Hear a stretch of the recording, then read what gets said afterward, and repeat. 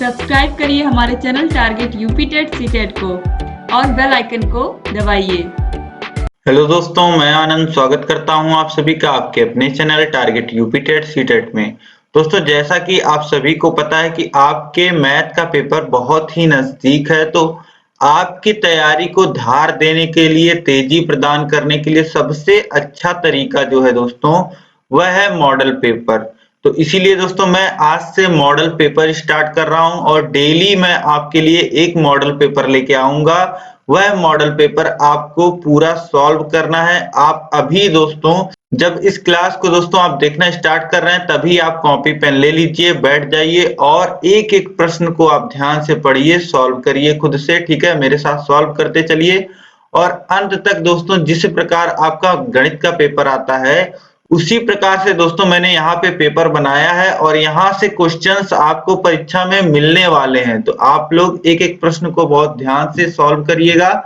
जिस प्रकार से आपका पेपर आता है वो विकल्पीय, तिलक उत्तरीय और लघु उत्तरीय प्रश्नों का टोटल 18 क्वेश्चंस होते हैं। तो टोटल 18 क्वेश्चंस हम लोग डिस्कस करने वाले हैं दोस्तों। तो आप लोग बहुत ही धैर्य के साथ एक एक प्रश्न को हल करते हुए मेरे साथ चलिएगा। ठीक है, तो चलिए हम लोग स्टार्ट करते हैं दोस्तों बहुविकल्पीय प्रश्नों से। देखिए, बहुविकल्पीय प्रश्नों में पहला प्रश्न है 48 की पूर्ववर्ती संख्या बताइए। तो सबसे पहले दोस्तों 48 की पूर्ववर्ती संख्या क्या होती है? तो 48 की पूर्ववर्ती मतलब कि 48 से पहले आने वाली संख्या। तो 48 से पहले कौन सी संख्या आती है? 47। अब यही बोल रहा है कि 48 की पूर्ववर्ती संख्या क्या है? तो 47 की पूर्ववर्ती संख्या क्या है दोस्तों? 47 की पूर्ववर्ती संख्या है 46। तो इस प्रकार दोस्तों आप समझ गए होंगे कि 48 की पूर्ववर्ती संख्या क्या होगी? 46 होगी। ठीक है, तो ऑप्शन 3 जो है यहाँ पे ये बिल्कुल सही हो जाएगा। अब इसके बाद क्वेश्चन नंबर 2 है दोस्तों, A square minus B square by A minus B का होल स्क्वायर सरल कीजिए। अब इसको सरल करना दोस्तों बहुत ही आसान है। ए स्क्वायर माइनस बी स्क्वायर का फॉर्मूला यहाँ हम लगा देंगे, तो इसे कितना लिख सकते हैं? ए प्लस बी और ए माइनस बी, जो अंश में ए स्क्वायर माइनस बी स्क्वायर है दोस्तों, इसको हम लोग लिख सकते हैं ए प्लस बी और दूसरे ब्रैकेट में ए माइनस बी, और नीचे जो है ए माइनस बी का होल स्क्वायर, इसे हम लोग कितना लिख सकते हैं? एक ब्रैकेट में ए माइनस बी इंटू दूसरे ब्रैकेट में भी ए माइनस बी। ठीक, तो यहाँ पे देखिए दोस्तों ऊपर नीचे आपको a माइनस बी कॉमन दिख रहा है, तो ये दोनों आपस में कैंसिल हो जाएंगे। तो सरलतम रूप जो आ जाएगा दोस्तों वह आ जाएगा अंश में a प्लस बी और हर में a माइनस बी। तो ऑप्शन 4 जो है यहाँ पे वह बिल्कुल सही है दोस्तों। अब इसके बाद देखिए क्वेश्चन नंबर 3 है 15, 30 तथा 45 का मासा यानी कि एचसीएफ निकालना है दोस्तों। तो यहाँ पे दोस्तों हमें वह बड़ी से बड़ी संख्या ज्ञात करना है जो 15, 30 और 45 को डिवाइड कर सके। तो कौन सी होगी दोस्तों वह बड़ी से बड़ी संख्या? वह संख्या होगी 15। कैसे? क्योंकि 15 जो है वह 15 को भी डिवाइड करेगी, 30 को भी डिवाइड करेगी और 45 को भी डिवाइड करेगी। तो 15 ही दोस्तों वह बड़ी से बड़ी संख्या है जो 15, 30 और 45 को डिवाइड करेगी। महत्तम समाप वर्तक यानी कि वह बड़ी से बड़ी संख्या जो 15, 30 और 45 को डिवाइड कर सकती है वह है 15। अभाज्य गुणनखंड विधि और भाग विधि से भी निकालेंगे तो यही आएगा। लेकिन एक ट्रिक है दोस्तों जो आप याद रख सकते हैं, अगर कुछ संख्याएं आपको दी गई हैं और आपसे मासा पूछ रहा है तो आप सबसे छोटी संख्या को देखें। अगर वह संख्या बाकी दी गई संख्याओं को पूरा पूरा विभाजित कर सकती है तो वही संख्या मासा होती है। जैसा कि यहाँ पे 15 सबसे छोटी संख्या थी और यह बाकी दो संख्याओं को पूरा पूरा विभाजित कर रही थी, तो इसलिए 15 मासा हो गया। तो इस प्रकार से दोस्तों ट्रिक के माध्यम से भी आप परीक्षा में जल्दी से बहुविकल्पीय प्रश्नों को हल कर सकते हैं। ठीक है, अब इसके बाद देखिए प्रश्न संख्या 4 है x धन 4 बराबर x धन 6 का मान होगा। तो दोस्तों यहाँ पे बस आपको इस समीकरण को हल करना है। तो वेरिएबल्स यानी कि x के जो टर्म है उनको एक तरफ और जो कांस्टेंट है उनको एक तरफ कर लीजिए। तो देखिए यहाँ पे +4 था, इसको इधर भेज देंगे, इधर आके -4 हो जाएगा, और यहाँ x था इसको इधर ले आए हैं राइट साइड में, तो ये हो जाएगा इधर आके -x। तो यहाँ पे आप -x देख पा रहे होंगे। तो इसे अब सॉल्व करेंगे तो कितना लिख सकते हैं? इसको लिख सकते हैं x बराबर 2। ठीक है, तो x की वैल्यू दोस्तों हमें यहाँ कितनी मिल गई, x की वैल्यू हमें 2 मिल गई। ठीक है, अब इसके बाद देखते हैं बहुविकल्पीय प्रश्नों में अंतिम प्रश्न क्या है दोस्तों, 6 गुणे 18 भागा 3 धन 10 का मान होगा। तो यहाँ पे दोस्तों कुछ नहीं, बॉड मास रूल मैंने आपको पढ़ा रखा है। इसके अकॉर्डिंग क्या होता है, इसके अकॉर्डिंग पहले हम लोग भाग को, फिर गुणे को, फिर जोड़, फिर घटाने को इस प्रकार हम लोग सरल करते हैं। तो सबसे पहले यहाँ पे हम लोग भाग को सरल कर लेंगे। तो देखिए 3 से 18 में भाग दे देंगे तो कितना बचेगा, 6। ठीक, फिर धन 6। तो अब देखिए ये हो जाएगा 6 गुणे 6 यानी कि 36 धन 10 यानी कि 46। यहाँ पे ऑप्शन ए जो है पहला 46 यह बिल्कुल सही हो जाएगा। ठीक, अब यहाँ पे दोस्तों बहुविकल्पीय प्रश्न समाप्त होते हैं। इसके बाद हम लोग देखते हैं अतिलघुत्तरीय प्रश्नों को। देखिए अतिलघुत्तरीय प्रश्नों में दोस्तों पहला प्रश्न है, 94 के अंकों को परस्पर बदलने में प्राप्त संख्या को मूल संख्या से घटाने पर कौन सी संख्या मिलती है। तो दोस्तों यहाँ पे एक संख्या दी गई है और बोला कि इसके अंकों को परस्पर बदलने पे जो संख्या मिल रही है उसको अगर हम लोग मूल संख्या से घटाएं, मूल संख्या मतलब कि जो संख्या आपको दी गई है, मूल संख्या से घटाने पे कौन सी संख्या मिलती है। तो दोस्तों यहाँ पे सबसे पहले हम लोग क्या करेंगे, सबसे पहले हम लोग जब अंकों को बदल के परस्पर संख्या को ज्ञात कर लेंगे तो 94 के अंकों को परस्पर बदलने पर प्राप्त संख्या कौन सी हो जाएगी, 49। संख्या परस्पर संख्या को बदलने का मतलब दोस्तों यही है कि जो इकाई के स्थान पे है उसको दहाई के स्थान पे लिख देना और जो दहाई के स्थान पे है उसको इकाई के स्थान पे लिख देना। ठीक है, तो 94 को पलटेंगे तो कितना हो जाएगा दोस्तों, 49 हो जाएगा। अब बोल रहा है कि जो प्राप्त संख्या है उसको मूल संख्या में से घटाने पर, तो प्राप्त संख्या 49 है, इसको हम लोग मूल संख्या में से घटा लेते हैं, यानी कि 94 में से हम लोग 49 को घटा लेंगे तो कौन सी संख्या प्राप्त हो रही है यही पूछ रहा है। तो सीधे हम लोग घटा लेते हैं। तो घटाएंगे, देखिए 14 में से 9 घट जाएगा, बच जाएगा 5 और यहाँ 8 बचा है, 8 में से 4 चला जाएगा तो यहाँ बच जाएगा 4 यानी कि 45। तो यहाँ पे दोस्तों हमें वह संख्या मिलेगी 45, तो 45 हमारा उत्तर हो जाएगा। इसके बाद देखिए दोस्तों क्वेश्चन नंबर 7 है, एक क्रमागत सम संख्या 3x + 3 है तो दूसरी क्रमागत सम संख्या कितनी होगी यदि x का मान 7 है। अब यहाँ प्रश्न को दोस्तों आप ध्यान से पढ़िएगा, क्रमागत केवल क्रमागत संख्याओं की बात नहीं हो रही है, यहाँ पे बात हो रही है क्रमागत सम संख्याओं की बात हो रही है। ठीक है, तो आप क्रमागत संख्या ज्ञात करने के लिए +1 करते हैं, मतलब कोई भी संख्या तो उसकी अगली क्रमागत संख्या कौन सी होती है यह हम निकालने के लिए धन 1 कर देते हैं उस संख्या में। लेकिन अगर आपको क्रमागत सम संख्या निकालना है तो आप धन 2 करते हैं, यह आप याद रखिएगा। अब देखिए हम लोग इस प्रश्न को कैसे हल करेंगे। इस प्रश्न में कहा गया है कि एक क्रमागत संख्या जो है वह 3x + 3 है, तो हमें दूसरी क्रमागत संख्या निकालना है और x का मान दोस्तों हमें दिया गया है 7 है। ठीक है, तो चलिए देखते हैं हम किस प्रकार सॉल्व करेंगे।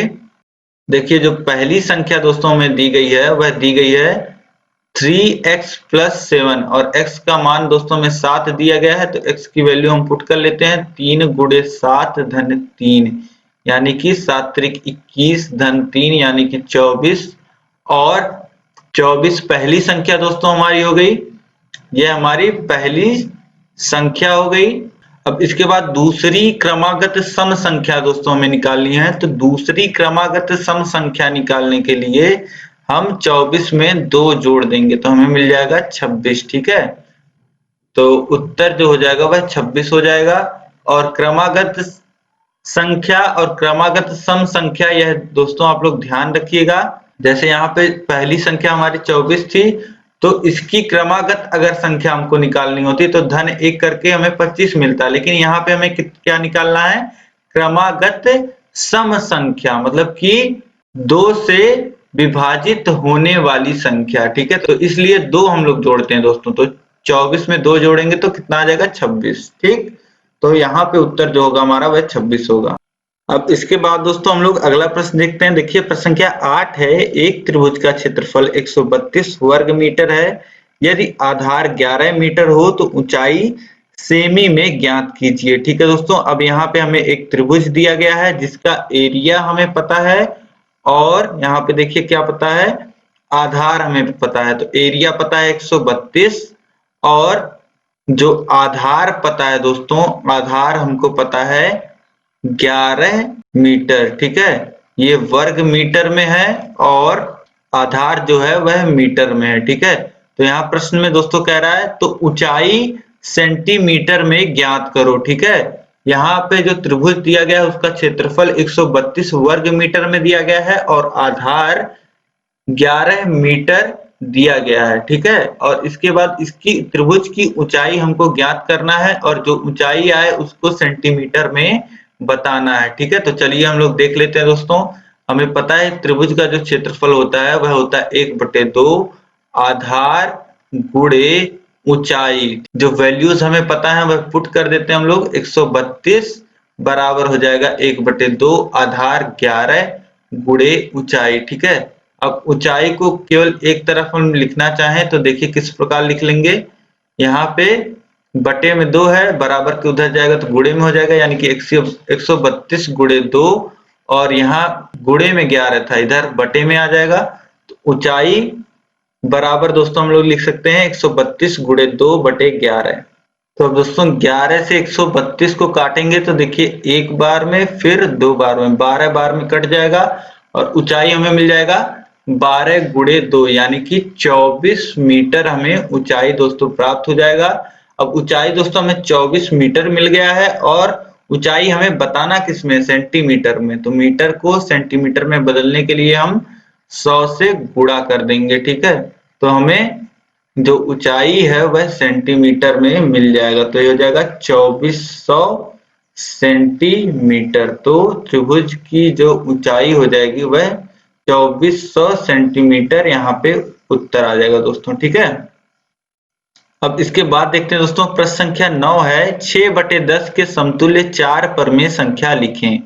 अब यहाँ पे दोस्तों 6/10 एक परमेय संख्या दी गई है, इसी के समतुल्य 4 परमेय संख्याएं हमें लिखनी है। समतुल्य का मतलब होता है दोस्तों बराबर, इक्वल टू। ठीक है, 4 मतलब 4 परमेय संख्याएं हमको लिखनी है। ठीक है, तो किसी भी परमेय संख्या जैसे 6/10 दिया गया है तो इसके बराबर की अगर कोई परमेय संख्या हमको ज्ञात करनी है तो इसमें हम लोग क्या कर सकते हैं, इसमें हम लोग किसी भी संख्या का ऊपर नीचे गुणा कर सकते हैं दोस्तों। ठीक है, तो बस ध्यान हमको ये रखना है कि जिस संख्या का हम लोग अंश में गुणा कर रहे हैं उसी संख्या का हमें हर में भी गुणा करना होगा। ठीक है, तो हमें इसी के बराबर की परमेय संख्या मिल जाएगी। तो ये देखिए कितना हो जाएगा 12/20। तो पहली परमेय संख्या इस प्रकार आपने ज्ञात कर ली 12/20। दूसरी भी आप लिख सकते हैं, 3 का गुणा करा दीजिए यानी कि 18/30। 4 का गुणा करा दीजिए तो हो जाएगा 24/40 और इसी प्रकार दोस्तों 5 का गुणा करा दें तो कितना आ जाएगा 30/50। तो ये 4 परमेय संख्याएं दोस्तों यहाँ पे मिल गई। तो इस प्रकार से आप 4 परमेय संख्याएं किसी भी एक संख्या का दोनों अंश और हर में गुणा अगर हम करा देते हैं तो हमें इसी के समतुल्य परमेय संख्या मिल जाएगी। ठीक है, अब इसके बाद हम लोग अगला प्रश्न देखते हैं दोस्तों। प्रश्न संख्या 10 है 5 पुस्तकों का मूल्य 7 पुस्तकों के मूल्य से 14 कम है, एक पुस्तक का मूल्य बताओ। ठीक है, तो अब दोस्तों यह समीकरण का प्रश्न है, इसको हम लोग समीकरण बनाकर हल कर लेते हैं। देखिए किस प्रकार हम लोग करेंगे।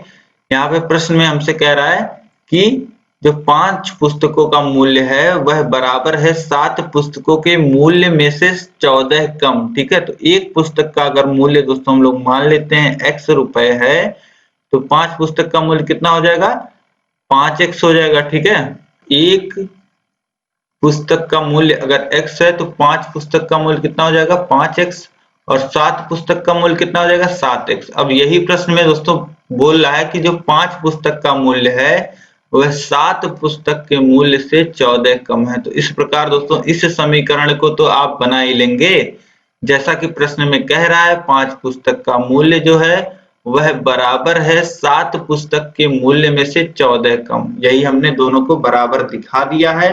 ठीक है, अब इस समीकरण को दोस्तों बहुत ही आसानी से हम हल भी कर सकते हैं। तो देखिए 5x को हम लोग उधर ले जाते हैं तो ये कितना हो जाएगा, 5x को हम लोग उधर ले जाते हैं और इस -14x को इधर ले आएंगे तो इसे लिख सकते हैं दोस्तों हम लोग 7x - 5x बराबर 14, इस प्रकार से लिख सकते हैं। ठीक है, अब 7x में से 5x घट जाएगा तो बचेगा 2x बराबर 14 और x बराबर हम लोग क्या लिख सकते हैं, x बराबर 14/2 लिख सकते हैं या x बराबर 7 लिख सकते हैं।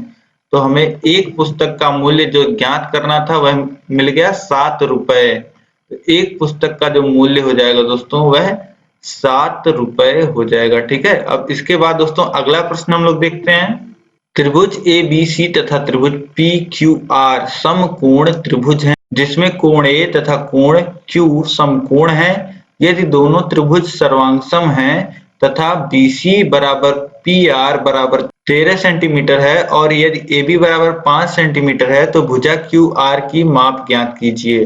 अब यहाँ प्रश्न में दोस्तों हमें दो समकोण त्रिभुज दिए गए हैं, त्रिभुज ABC और त्रिभुज PQR, यह दो समकोण त्रिभुज हैं और इसमें जो कोण A है और कोण Q है यह समकोण है, मतलब कि यह 90 अंश वाले कोण है। और आगे बोल रहा है कि यदि ये दोनों त्रिभुज सर्वांगसम हैं तथा BC और PR का मान जो है वह 13 सेंटीमीटर है और AB का मान 5 सेंटीमीटर है तो QR भुजा की माप क्या होगी, तो यही यहाँ पे पूछ रहा है दोस्तों। अब इस प्रश्न को दोस्तों हल करने के लिए सबसे पहले हम डायग्राम बनाएंगे।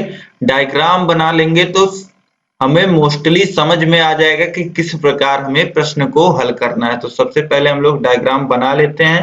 दोस्तों दो त्रिभुज हमें ड्रॉ करने हैं, दो समकोण त्रिभुज जो आपस में सर्वांगसम है।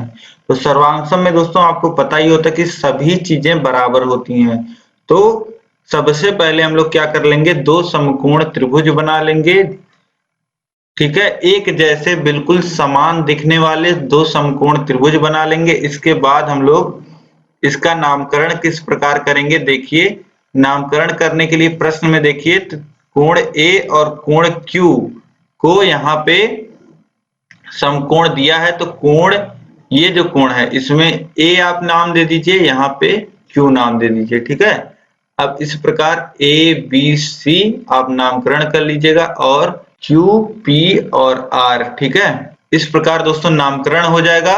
और यहाँ पे देखिए BC और PR जो भुजा है वह 13 सेंटीमीटर की है, तो यहाँ पे जो BC भुजा है वह 13 सेंटीमीटर और जो PR भुजा है यह दोनों आपस में बराबर हैं, 13 सेंटीमीटर की हैं। और जो भुजा AB है इसकी माप दी गई है 5 सेंटीमीटर, तो यह भुजा जो है इसकी माप 5 सेंटीमीटर है। ठीक है दोस्तों, इतना यहाँ पे दिया गया है। दो सर्वांगसम त्रिभुज हैं और कोण A और B जो है वह 90 अंश के हैं और भुजा BC और PR जो है वह 13 सेंटीमीटर और भुजा AB जो है वह 5 सेंटीमीटर की है। और हमसे दोस्तों यहाँ पे पूछ क्या रहा है, यहाँ पे हमसे QR भुजा की माप पूछ रहा है। ठीक है, तो इस भुजा की माप हमें बतानी है, ये जो भुजा है QR। ठीक है, तो इसे हम लोग दोस्तों किस प्रकार निकाल सकते हैं, इसे दोस्तों हम लोग सबसे पहले तो देखिए त्रिभुज ABC में आप देखिए दो भुजा ज्ञात हैं और यह एक समकोण त्रिभुज है, तो हम तीसरी भुजा जो है दोस्तों AC इसको निकाल सकते हैं। और AC भुजा दोस्तों अगर हम निकाल लेंगे तो आपको पता है कि जो दो सर्वांगसम त्रिभुज होते हैं उनमें संगत भुजाएं बराबर होती हैं, तो भुजा AC बराबर जो होगा दोस्तों वह QR के होगा। ठीक है, तो AC की माप अगर हम दोस्तों निकालना चाहें तो किस प्रकार निकाल सकते हैं, त्रिभुज ABC में पाइथागोरस प्रमेय अगर हम लोग लगा देते हैं तो कितना लिख सकते हैं, त्रिभुज ABC में हम दोस्तों लिख सकते हैं कर्ण का वर्ग यानी कि हाइपोटेनस जिसे बोलते हैं, इसका जो वर्ग होता है, इसका जो स्क्वायर होता है वह बराबर होता है आधार के वर्ग यानी कि AB के स्क्वायर धन जो परपेंडिकुलर भुजा है यानी कि AC इसके स्क्वायर के। ठीक है, तो अब यहाँ पे वैल्यूज रख दीजिए दोस्तों।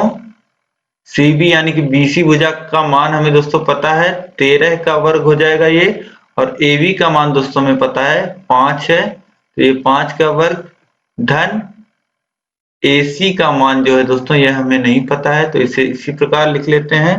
अब इसके बाद देखिए दोस्तों, इसे हम लोग सॉल्व करते हैं। 113 का वर्ग कितना हो जाएगा दोस्तों? 169, और 5 का वर्ग 25 हो जाएगा, धन AC का वर्ग। ठीक है, AC का स्क्वायर बराबर हम दोस्तों लिखना चाहें तो कितना लिख सकते हैं? 169 और 25 उधर जाएगा तो -25 हो जाएगा।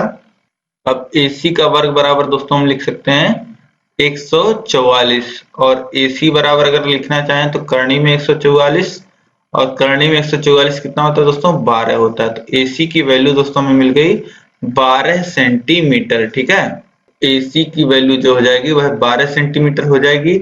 और यहाँ पे दोस्तों हमें पता है QR का मान कितना है? AC के बराबर है। ठीक है, तो हम लोग QR बराबर भी कितना लिख सकते हैं? AC, QR बराबर AC लिख सकते हैं, और QR बराबर 12 सेंटीमीटर भी लिख सकते हैं। तो हमें यहाँ पे जो QR की वैल्यू मिल गई दोस्तों वह 12 सेंटीमीटर मिल गई। यही हमें दोस्तों निकालना था। ठीक है, अब यहाँ पे दोस्तों मैंने त्रिभुज ABC में पाइथागोरस प्रमेय लगाया है।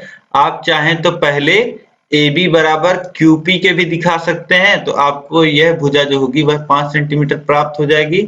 और त्रिभुज PQR में भी आप पाइथागोरस प्रमेय लगा सकते हैं, उसके बाद तो आपको QR भुजा प्राप्त हो जाएगी। तो इस प्रकार दोनों ही प्रकार से आप किसी प्रकार से निकालिएगा तो 12 सेंटीमीटर आपको उत्तर मिल जाएगा दोस्तों। ठीक है, अब इसके बाद दोस्तों जो अगला प्रश्न है यह है, किसी घन की भुजा 3 मीटर है तो उस घन के 6 पृष्ठों का क्षेत्रफल ज्ञात करो। अब घन दोस्तों आप सभी को पता है किसे कहते हैं? जो क्यूब होता है जिसमें 6 पृष्ठ होते हैं। लूडो की जो गिट्टक होती है उस पे देखा होगा 1 से लेके 6 नंबर तक आता है, तो ये जो 6 नंबर होते हैं वह 6 पृष्ठ पे आते हैं। वह लूडो का जो गिट्टक होता है जिसे हम फेंकते हैं बार बार, उसमें आप देखेंगे तो 1 से 6 नंबर तक अंकित होते हैं, तो वही आपका घन होता है दोस्तों। उसी प्रकार आपका घन होता है, सभी जो उसकी लंबाई चौड़ाई ऊंचाई जो होती है वह बराबर होती है, और उसमें 6 पृष्ठ होते हैं।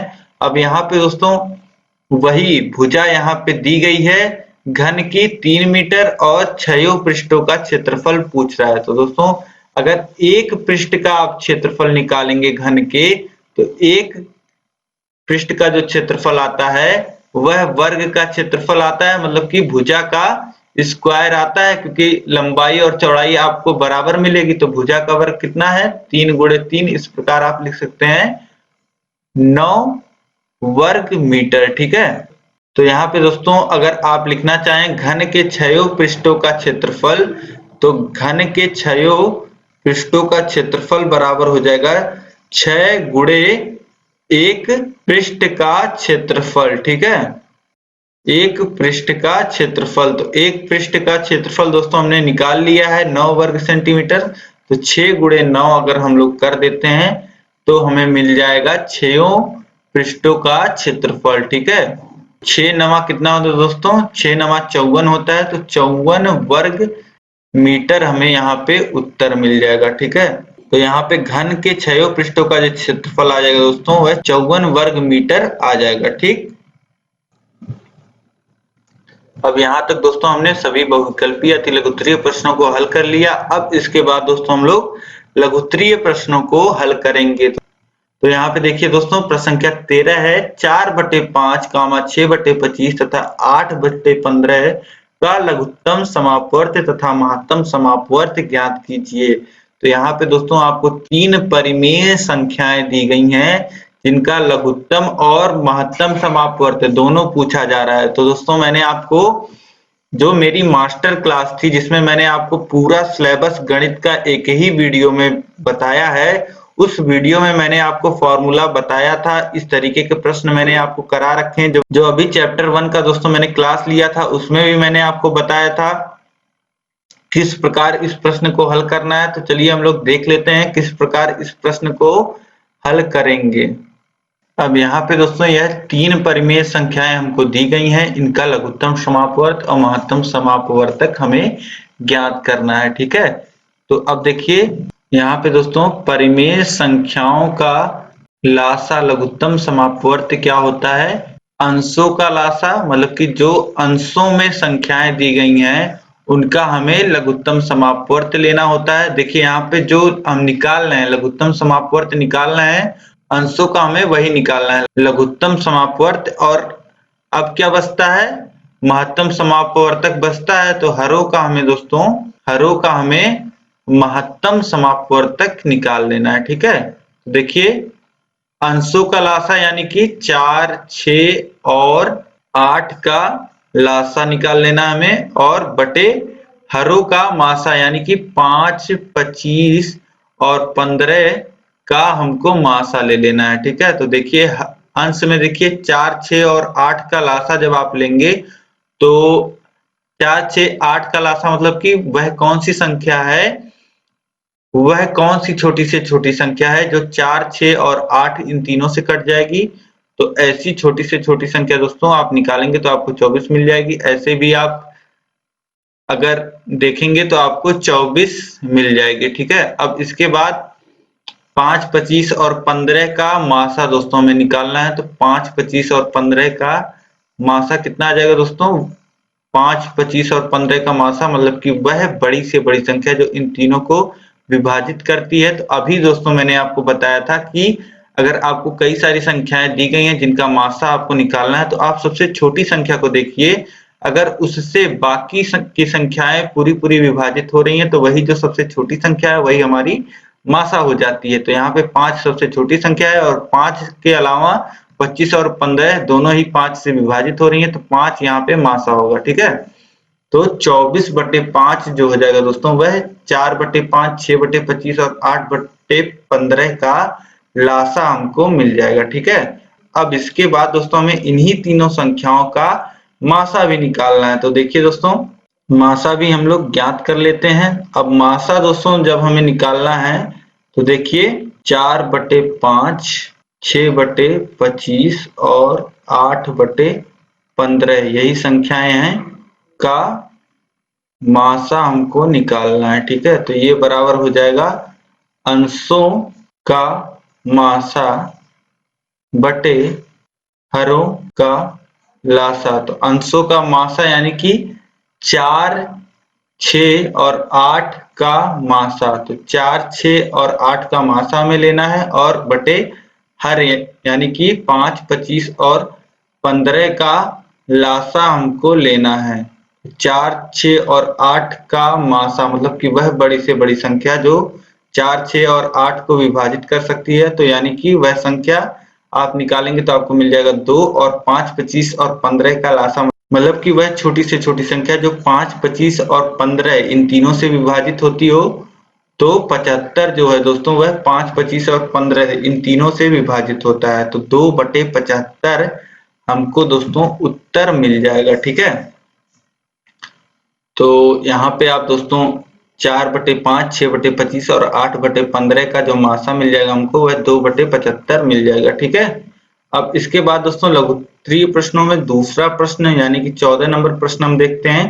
देखिए 14 नंबर प्रश्न है दोस्तों, एक समबाहु त्रिभुज की ऊंचाई 3√3 सेंटीमीटर है, तो समबाहु त्रिभुज का क्षेत्रफल निकालिए। अब यहाँ पे दोस्तों हमें एक समबाहु त्रिभुज यानी कि वह त्रिभुज जिनकी तीनों भुजाएं आपस में बराबर होती हैं वह समबाहु त्रिभुज होते हैं। अब इसी समबाहु त्रिभुज की दोस्तों हमें ऊंचाई दी गई है। ठीक है, ऊंचाई कितनी है, 3√3 सेंटीमीटर है, और समबाहु त्रिभुज का क्षेत्रफल हमको निकालना है। ठीक है दोस्तों, तो समबाहु त्रिभुज का क्षेत्रफल का फॉर्मूला दोस्तों मैंने आपको बता रखा है। समबाहु त्रिभुज के क्षेत्रफल का फॉर्मूला होता है √3/4 और भुजा का स्क्वायर, यही फॉर्मूला होता है। यही फॉर्मूला हमें निकाल देना है, यही फॉर्मूला दोस्तों हमें यहाँ पे लगा देना है। लेकिन यह फॉर्मूला हमें कब लगाना है, जब हम भुजा निकाल लें। अभी तो हमें भुजा ही नहीं पता है, यहाँ पे हमें ऊंचाई पता है दोस्तों, हमें ये पता है, हमें ये नहीं पता है, भुजा नहीं पता है त्रिभुज की। तो इसलिए हम पहले इस त्रिभुज में पाइथागोरस प्रमेय की मदद से इसकी भुजा निकालेंगे, उसके बाद हम लोग दोस्तों इसका क्षेत्रफल वाला फॉर्मूला लगा करके इसके क्षेत्रफल की वैल्यू निकालेंगे। ठीक है, तो अब देखिए दोस्तों इसे किस प्रकार हम सॉल्व करेंगे।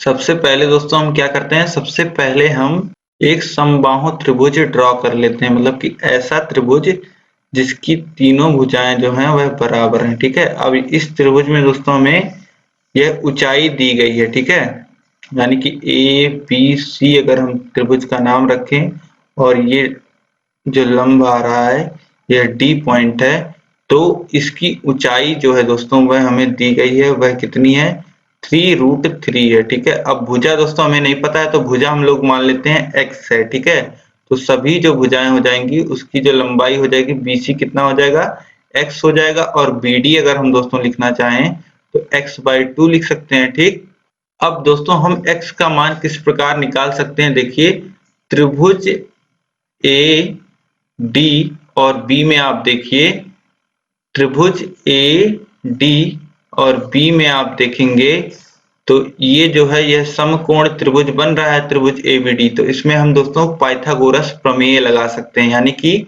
AB जो कर्ण भुजा है इसके वर्ग को, इसके स्क्वायर को दोस्तों हम लोग लिख सकते हैं DB का स्क्वायर प्लस क्या लिख सकते हैं AD का स्क्वायर। ठीक है, तो अब सभी की वैल्यूज पुट कर दीजिए। AB कितना है दोस्तों x है, तो ये हो जाएगा x का स्क्वायर बराबर DB कितना है, DB है दोस्तों x/2, तो ये हो जाएगा x/2 का स्क्वायर फिर प्लस AD क्वेश्चन में हमें दिया गया दोस्तों 3√3 का स्क्वायर हो जाएगा दोस्तों यह, और x स्क्वायर बराबर हमें कितना मिल जाएगा x²/4 प्लस 3√3 यानी कि 3√3 इंटू 3√3। ठीक, तो ये कितना हो जाएगा x² बराबर x²/4 प्लस 3 का गुणा 3 में होगा 9 और √3 का गुणा √3 में हो जाएगा, तो कितना हो जाएगा गुणे 3। आगे सॉल्व करेंगे तो देखिए चर को एक तरफ कर लीजिए, अचर को एक तरफ, तो ये हो जाएगा x² - x²/4 बराबर 9 त्रिक 27 होता है, 27 हो जाएगा। और इधर हर बराबर कर लेते हैं, 4 कर लेते हैं, तो 4x² - x² बराबर 27 मिल जाएगा। ठीक, अब इस 4 को इधर भेज दीजिए बराबर के, तो ये हो जाएगा इधर आके गुणे में। ठीक है, 27 गुणे 4 हो जाएगा और 4x² में से x² घट जाएगा तो यहाँ बच जाएगा 3x² बराबर हो जाएगा 27 गुणे 4 के। अब यहाँ पे जो 3 है इसको बराबर के इधर भेजेंगे तो ये इधर आके बटे में हो जाएगा क्योंकि इधर गुणे में था।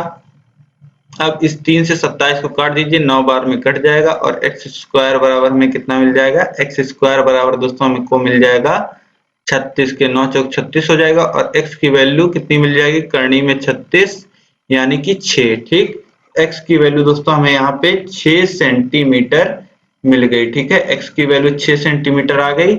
अब हमें भुजा पता लग गया दोस्तों, और हमें निकालना क्या है, और यहाँ प्रश्न में दोस्तों हमें समबाहु त्रिभुज का क्षेत्रफल निकालना है। ठीक है, तो अब हमें भुजा मिल गई दोस्तों समबाहु त्रिभुज की, तो अब हम लोग इसका क्षेत्रफल निकाल सकते हैं। तो हम लोग लिखेंगे समबाहु त्रिभुज के जो क्षेत्रफल का फॉर्मूला होता है यानी कि करनी में 3/4 गुणे भुजा का वर्ग। ठीक है, तो भुजा 6 सेंटीमीटर है तो रख देंगे, तो करनी में 3/4 6 का स्क्वायर यानी कि 6 गुणे 6। अब इसे दोस्तों हम लोग कितना लिख सकते हैं, इसे हम लोग लिख सकते हैं 36√3/4 या 4 से 36 को काटेंगे तो 9 बार में कट जाएगा। ठीक है, तो 9√3 वर्ग सेंटीमीटर या सेंटीमीटर स्क्वायर इसे लिख सकते हैं हम लोग। तो एरिया दोस्तों हमें कितना मिल जाएगा 9 करनी में 3 सेंटीमीटर स्क्वायर या वर्ग सेंटीमीटर जिसे हम बोलते हैं। ठीक है, तो यहाँ पे त्रिभुज का क्षेत्रफल दोस्तों हमें मिल गया। इसके बाद देखिए दोस्तों नेक्स्ट क्वेश्चन है ऋण 7/9 कामा ऋण 5/9 कामा ऋण 5/21 कामा 2/3 को आरोही क्रम में लिखिए। तो यहाँ पे दोस्तों आप देख पा रहे हैं 4 ऋणात्मक परिमेय संख्याएं दी गई हैं जिनको हमें आरोही क्रम में लिखना है। तो चलिए देखते हैं किस प्रकार करेंगे। तो यहाँ पे दोस्तों हमें संख्याएं दी गई हैं ऋण 7/9, ऋण 5/9, ऋण 5/21 और 2/3 या ऐसे लिख सकते हैं 2 ऋण 2/3। ठीक है, तो ये 4 संख्याएं हमें दी गई हैं। अब इन्हीं 4 संख्याओं को हमें आरोही क्रम में लगाना है दोस्तों। आरोही क्रम मतलब कि बढ़ते हुए क्रम में, या जिसे इंग्लिश में हम बोलते हैं इंक्रीजिंग ऑर्डर में हमको लगाना है। तो देखिए यहाँ पे सबसे पहले हम लोग क्या करेंगे, सबसे पहले हम लोग हर को समान करेंगे। हर को समान करने के लिए दोस्तों हमें 9, 9, 21 और 3 का लासा लेना होगा। ये लासा लेंगे तो हमें कितना मिल जाएगा 63। तो अब देखिए सभी के बटे में हम 63 लिखेंगे। अब देखिए ऋण 7/9 था, अब बटे में 9 की जगह 63 आ गया, मतलब कि 7 का गुना हम कर रहे हैं ऊपर नीचे, ठीक है। तो अब 7 से ऊपर गुणा होगा तो ये हो जाएगा -49। और इसी प्रकार देखिए ऋण 5/9 में बटे में 63 आ गया है, 7 से ऊपर गुणा कर दीजिए तो हो जाएगा 35। और इसी प्रकार ऋण 5/21 में अब 21 था हर, अब 63 हो गया है, यानी कि 3 गुना हो गया है, तो 3 से ऊपर भी आप गुणा कर देंगे तो ऋण 15/63। और इसी प्रकार देखिए ऋण 2/3 में पहले 3 था हर, अब 63 हो गया, यानी कि 21 गुना हो गया है, तो 21 से गुना कर दीजिए अंश में, तो 2 गुणे 21 यानी कि 42, -42 आ जाएगा। तो इस प्रकार ये जो चारों संख्याएं दी गई हैं दोस्तों, इनको हमने समान हर के साथ लिख लिया है। अब दोस्तों मैंने आपको बता रखा है कि अगर धनात्मक परिमेय संख्याएं हमें दी गई हैं और सभी का हर बराबर है, तो जिसका अंश सबसे बड़ा होता है उसका मान सबसे बड़ा होता है। लेकिन ऋणात्मक संख्याओं में क्या होता है, अगर हमारे पास बहुत सारी ऋणात्मक परिमेय संख्याएं हैं जिनका हर समान है, तो जिसका अंश जो होता है सबसे बड़ा होता है वह संख्या सबसे छोटी होती है। तो इसीलिए यहाँ पे आप देखिए किसका अंश सबसे बड़ा है, तो यहाँ पे अंश तो सबसे बड़ा ऋण 49/63 का है, लेकिन जब इसका अंश बड़ा है और यह ऋणात्मक है तो यह संख्या क्या होगी, यह संख्या सबसे छोटी होगी। तो ऋण 49/63 यह सबसे छोटी परिमेय संख्या होगी। इसके बाद देखिए किसका अंश सबसे बड़ा है, इसके बाद ऋण 42/63 और इसके बाद ऋण 35/63 है और इसके बाद ऋण 15/63 है, ठीक है। तो यह आरोही क्रम हो गया दोस्तों। और जो मूल संख्याएं हैं उन्हीं के रूप में आप इनको लिख दीजिए। तो ऋण 49/63 किसका रूप है, ऋण 7/9 का है, तो इसी प्रकार आप लिख दीजिए ऋण 7/9। और ऋण 42/63 कौन सी संख्या है दोस्तों, ऋण 42/63 ऋण 2/3 संख्या है। और ऋण 35/63 कौन सी संख्या है, ऋण 5/9 है। और ऋण 15/63 कौन सी है, तो ऋण 15/63 दोस्तों ये है ऋण 5/21। तो यहाँ पे दोस्तों आप लिख दीजिए ऋण 5/21। तो यह जो क्रम हो जाएगा दोस्तों, यह आरोही बढ़ता हुआ क्रम हो जाएगा जो परिमेय संख्याएं चारों दी गई हैं उनका, ठीक है दोस्तों। तो इस प्रकार आप सॉल्व कर सकते हैं। अब इसके बाद देखते हैं दोस्तों हम लोग अगला प्रश्न। प्रश्न संख्या 16 है, 200 मीटर लंबी एक रेलगाड़ी 72 किलोमीटर प्रति घंटे की चाल से जा रही है। रास्ते में एक 300 मीटर लंबे फार्म को कितने समय में पार कर जाएगी, ठीक है। तो यहाँ पे दोस्तों प्रश्न में आपसे बोल रहा है एक रेलगाड़ी है, ठीक है, जो जा रही है, ठीक है। अब यहाँ पे दोस्तों रास्ते में एक फार्म पड़ता है, एक फार्म है जिसकी लंबाई 300 मीटर है। अब यह कोई खेत है जिसकी लंबाई आप समझिए 300 मीटर है और इस रेलगाड़ी की लंबाई कितनी है दोस्तों, 200 मीटर है, ठीक है। तो ये 200 मीटर रेलगाड़ी की लंबाई, और अब पूछ रहा है दोस्तों कि रेलगाड़ी इसको पार कर जाएगी जब यह रेलगाड़ी 72 किलोमीटर प्रति घंटे के हिसाब से चल रही है, तो यह रेलगाड़ी इस फार्म को कितने समय में क्रॉस कर जाएगी। रेलगाड़ी फार्म को क्रॉस करने में, अब देखिए यह जो रेलगाड़ी का अगला हिस्सा है यह यहाँ जब पहुंचेगा, यहाँ इस प्रकार जब ट्रेन पहुंच जाएगी, इस प्रकार जब ट्रेन पहुंच जाएगी तो कितनी दूरी तय कर लेगी, 300 मीटर चलेगी। यहां से यहां तक आने में दोस्तों इसे फार्म के लंबाई के बराबर यानी कि 300 मीटर चलना पड़ेगा। अब 300 मीटर चल के दोस्तों यहां तक पहुंची है, अब इसे खुद के लंबाई के बराबर चलना पड़ेगा, तब यह फार्म को पूरा पूरा क्रॉस कर पाएगी। अब 200 मीटर दोस्तों इसका अगला सिरा और आगे जाएगा, तब यह पूरा पूरा क्रॉस कर पाएगी। यानी कि पहले 300 मीटर चलेगी यहां से फार्म का स्टार्टिंग के हिस्से से, और ट्रेन का अगला और फार्म का जब पिछला हिस्सा दोस्तों एक सिरे में होंगे, वहां से स्टार्ट करके जब ट्रेन का अगला हिस्सा और फार्म का अगला हिस्सा एक जगह होंगे तो ट्रेन को 300 मीटर चलना पड़ेगा, और उसके बाद ट्रेन का पिछला हिस्सा और फार्म का अगला हिस्सा जब एक तरफ होंगे तो यहाँ तक पहुंचने के लिए ट्रेन को 200 मीटर चलना पड़ेगा। यानी कि ट्रेन को जो टोटल दूरी जो चलनी पड़ेगी दोस्तों वह 300 धन 200 मीटर यानी कि 500 मीटर चलना पड़ेगा। ठीक है, अब यही 500 मीटर दोस्तों 72 किलोमीटर प्रति घंटे के हिसाब से चलने में कितना समय लगेगा यही पूछ रहा है। तो सबसे पहले दोस्तों 72 किलोमीटर प्रति घंटे में चाल दी गई है ट्रेन की, तो इसे हम लोग दोस्तों मीटर पर सेकंड में बना लेते हैं। तो इसे मीटर पर सेकंड में लिखने के लिए दोस्तों हम क्या कर सकते हैं, 72 गुणे 5/18 कर सकते हैं। इससे हमें यह मीटर प्रति सेकंड में प्राप्त हो जाएगा। किलोमीटर प्रति घंटे को मीटर पर सेकंड में बदलने के लिए दोस्तों हम 5/18 से गुणा कर देते हैं। तो 18 चौक देखिए कितना होता है, 18 चौक 72 होता है। अब 4 का गुणा 5 में होगा तो कितना हो जाएगा, 20 मीटर पर सेकंड। ये हमें रेलगाड़ी की चाल प्राप्त हो जाएगी मीटर प्रति सेकंड में। ठीक है, अब दोस्तों जैसा कि सूत्र हमें पता होता है, चाल बराबर होता है दूरी बटे समय। ठीक है, अब यहाँ पे दोस्तों हमें समय निकालना है, तो समय बराबर हम क्या लिख सकते हैं, सूत्र समय बराबर हम लिख सकते हैं दूरी बटे चाल। ठीक है, दूरी बटे चाल हो जाएगा। अब देखिए यहाँ पे दूरी कितनी है 500 और चाल कितना है 20 मीटर पर सेकंड। शून्य से शून्य कट जाएगा, 2 से 50 को काटेंगे 25 बार में कट जाएगा।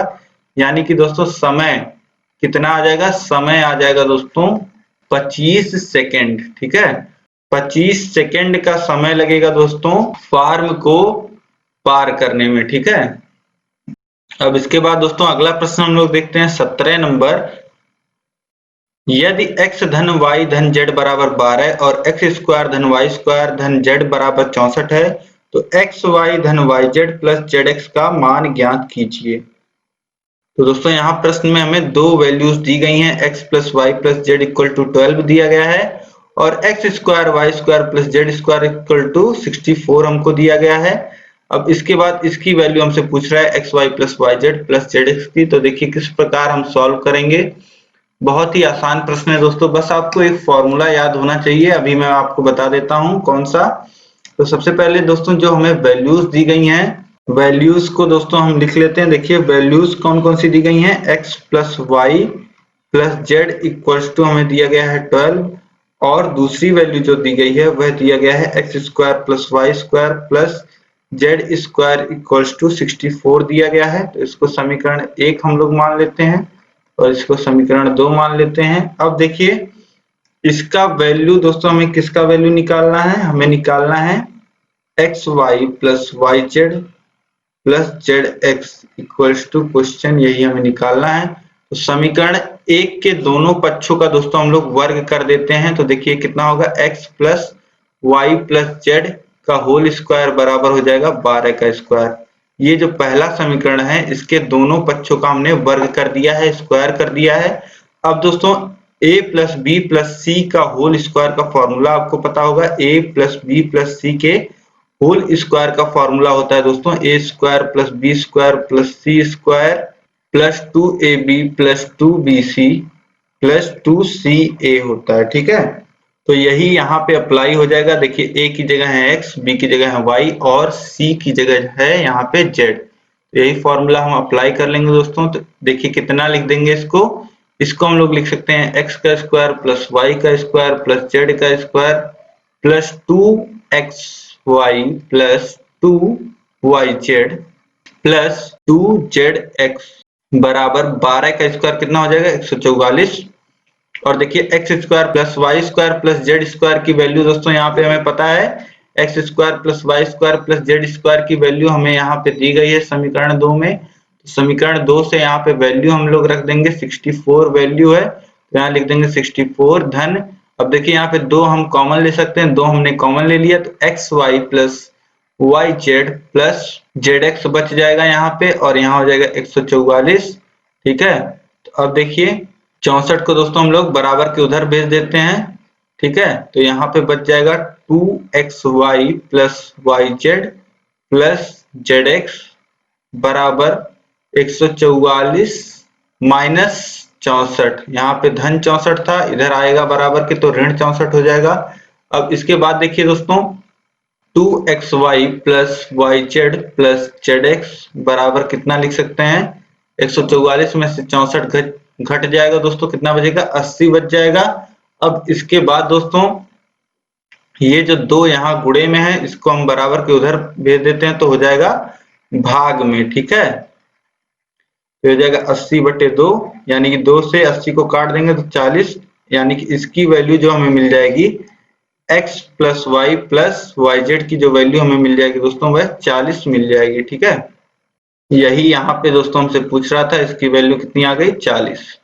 इसके बाद देखिए दोस्तों, इसके बाद प्रश्न संख्या 18 है। नीचे दिए गए बारंबारता बंटन को आयत चित्र द्वारा प्रदर्शित करिए। तो दोस्तों यहाँ पे जो बारंबारता बंटन हमें दिया गया है, यहाँ पे हमें माप दी गई है और प्रत्येक माप की कितनी बारंबारता है, मतलब इस 0 से 10 के बीच कितनी संख्याएं आ रही है यह हमें दिया गया है। 10 से 20 के बीच में कितनी बारंबारता है यह हमको दिया गया है।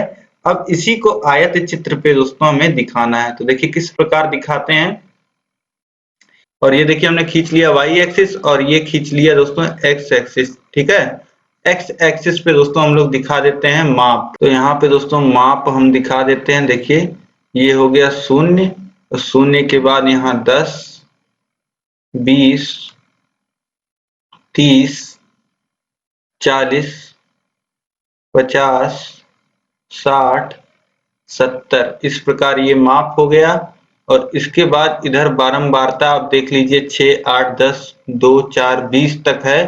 तो 20 तक का पैमाना इस प्रकार आप देख लीजिए कि 20 तक आप बना ले जाएं। तो ये हो गया दोस्तों 4, 8, 12, 16 और 20।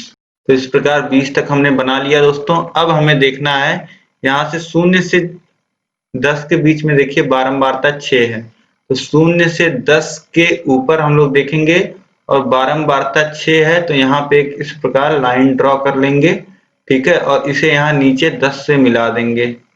तो ये 0 से 10 के बीच की जो बारंबारता है उसको प्रदर्शित कर रहा है, ठीक है दोस्तों। 0 से 10 के बीच की जो माप है उसकी बारंबारता को प्रदर्शित कर रहा है। इसके बाद देखिए 10 से 20 के बीच में बारंबारता कितनी है, 8 है, ठीक है। तो 10 से 20 के बीच, तो 10 से यहाँ स्टार्ट करते हैं, 8 पे है तो 8 पे हम लोग मार्क करते हैं 10 से 20 के बीच में। तो देखिए बारंबारता 8 हम लोग यहाँ पे इस प्रकार दिखा देंगे, ठीक। तो 8 इस प्रकार हमने दिखा दिया। और इसके बाद इसको दोस्तों आप लोग परीक्षा में स्केल से करिएगा, यहाँ पे मैं आपको समझाने के लिए इस प्रकार से कर रहा हूँ, ठीक है।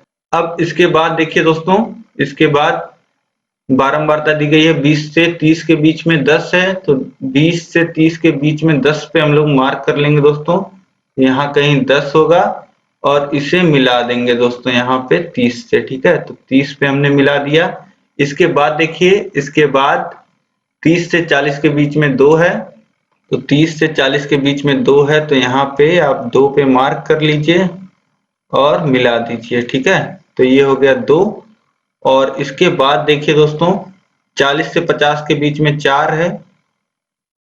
40 से 50 के बीच में 4 है तो 4 पे मार्क कर लेंगे, देखिए 4। तो यहाँ 4 पे मार्क कर लेंगे दोस्तों और इस प्रकार से हम 50 पे मिला देंगे इसे, ठीक है। तो ये हो गया 4। और इसके बाद 50 से 60 के बीच में भी दिया गया है दोस्तों, 50 से 60 के बीच में 20 दिया गया है। तो 50 से 60 के बीच में हम लोग मार्क कर लेते हैं दोस्तों, 50 से 60 के बीच में 20 दिया गया है यहाँ पे। तो 20 से मिला देते हैं हम लोग यहाँ पे। तो यहाँ 60 पे दोस्तों हम लोग इसको मिला देंगे। तो यहाँ 60 पे दोस्तों हमने मिला दिया। इस प्रकार दोस्तों यह आयत चित्र आपका बनके तैयार हो जाएगा। आप स्केल से खींचिएगा तो यहाँ पे आपको एकदम स्पष्ट और सुंदर दिखेगा। यहाँ पे मैंने ऐसे ही खींच दिया है, ठीक है। तो इस प्रकार दोस्तों 18 प्रश्न हमने यहाँ पे बहुत ही अच्छे तरीके से सॉल्व कर लिए, बहुत ही व्यवस्थित ढंग से। आप एक एक उत्तर मिला लीजिएगा सॉल्व करके। जहां भी दिक्कत आएगी दोस्तों आप मुझे कमेंट करके क्वेश्चन नंबर बताइएगा कि इस क्वेश्चन नंबर में मुझे दिक्कत आ रही है, आप क्वेश्चन नंबर मेंशन कर दीजिएगा। अब दोस्तों इस मॉडल पेपर में आपके कितने नंबर आ रहे हैं यह मुझे आप जरूर कमेंट करके बताइएगा। और यह वीडियो दोस्तों आपको पसंद आई है तो वीडियो को आप लाइक कर दीजिए, अपने दोस्तों में अधिक से अधिक आप इस वीडियो को शेयर कर दीजिए ताकि सभी को इसी प्रकार मॉडल पेपर मिल जाए और सभी लोग आसानी से अपनी तैयारी को बहुत ही बेहतर बना पाएं, 25 में 25 स्कोर सभी लोग कर पाएं। अब दोस्तों अगर आपने चैनल को सब्सक्राइब नहीं किया है तो चैनल को आप सब्सक्राइब कर लीजिए, बेल आइकन पे प्रेस कर लीजिए ताकि सभी नोटिफिकेशंस आपको मिलती रहें। अब दोस्तों आप देखिए कि कौन सा प्रश्न मुझे नहीं आ रहा है, वह किस टॉपिक का है, और सभी टॉपिक्स दोस्तों मैंने आपको पढ़ा दिए हैं। आपको यहाँ ऊपर आई बटन में सभी चैप्टर्स का लिंक मिल जाएगा, किसी भी चैप्टर को आप जा करके पढ़ सकते हैं। उस पे आधारित मैंने बहुत सारे प्रश्न करा रखे हैं। जो बुक में अभ्यास दिया गया है दोस्तों वह मैंने करा रखा है। आपके राजन सीरीज में जो अभ्यास दिया गया है वह मैंने करा रखा है, पवन सीरीज का करा रखा है, और आपके पुराने वर्षों के प्रश्न पत्रों को दोस्तों मैंने हल करा रखा है। तो बहुत सारा कंटेंट दोस्तों चैनल पे उपलब्ध है। आप जिस भी टाइम इस वीडियो को देख रहे हैं उस टाइम आप बाकी सभी वीडियोस को भी देख सकते हैं और अपनी तैयारी को बहुत ही अच्छे पोजीशन में ला सकते हैं। तो दोस्तों आप सभी वीडियोस को देखना मत भूलिए, प्रैक्टिस करना मत भूलिए। जब तक मैं आपके लिए अगला मॉडल पेपर नहीं लेके आ रहा हूं तब तक आप दोस्तों बाकी वीडियोस देखते रहिए, प्रैक्टिस करते रहिए, और अगला मॉडल पेपर जैसे आ जाएगा दोस्तों वह आपको गणित के प्लेलिस्ट में यहाँ ऊपर आई बटन में मिल जाएगा। तो इसी प्रकार दोस्तों आप गणित की सभी वीडियोस को देखते रहिए। यह वीडियो आपको कैसी लगी दोस्तों मुझे कमेंट करके बताना मत भूलिएगा, अपने दोस्तों में शेयर करना मत भूलिएगा, बल्कि अभी आप अपने दोस्तों में इस वीडियो को सभी दोस्तों में शेयर कर दीजिए, सभी ग्रुपों में शेयर कर दीजिए। और दोस्तों आपको अगर फ्री पीडीएफ चाहिए, फ्री पीडीएफ इस मॉडल पेपर का फ्री पीडीएफ अगर आपको चाहिए तो आप हमारे टेलीग्राम पे ज्वाइन हो सकते हैं, वहां पे आपको इसका फ्री पीडीएफ मिल जाएगा। टेलीग्राम ऐप पे आप सर्च करिएगा टारगेट यूपी टेट सीटेट, या मैं आपको नीचे डिस्क्रिप्शन में लिंक दे रहा हूं, उस लिंक पे आप क्लिक करेंगे तो सीधे आप टेलीग्राम पे पहुंच जाएंगे। और जैसे आप हमारा चैनल खोलेंगे वहां पे नीचे ज्वाइन का बटन आ जाएगा, ज्वाइन कर लीजिएगा आप। वहां पे आपको सभी वीडियोस की नोटिफिकेशन, जो लोग कहते हैं कि वीडियोस छूट जाती हैं, नोटिफिकेशन नहीं मिलता है, वो लोग टेलीग्राम पे ज्वाइन कर लें और सभी सूचनाएं वहां पे आपको मिलती रहती हैं। सभी पीडीएफ वहां पे हम आपको फ्री प्रोवाइड करते हैं। तो दोस्तों आप लोग वहां पे जुड़ना मत भूलिएगा, ठीक है। अब इस वीडियो में दोस्तों अंत तक बने रहने के लिए आप सभी लोगों का बहुत बहुत धन्यवाद। मिलते हैं नेक्स्ट मॉडल पेपर के साथ। जय हिंद।